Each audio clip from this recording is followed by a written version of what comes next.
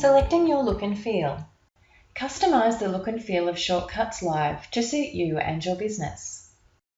In this lesson, you'll learn how to select a theme to apply to your Shortcuts Live, modify your chosen theme, and allocate a different look and feel for different employees.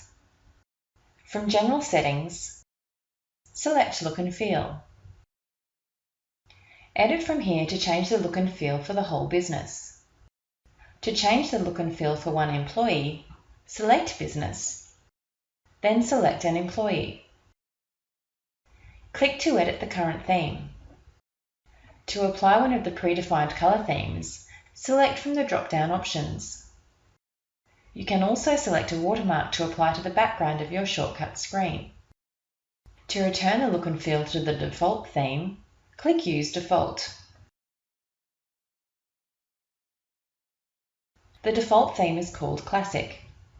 Classic is the only theme that lets you select a main background color. In all themes, you can select your own colors for particular features. In the Customization section, you can select custom colors for certain items. Click on the color swatch, select the new color, and choose. Click Done to save.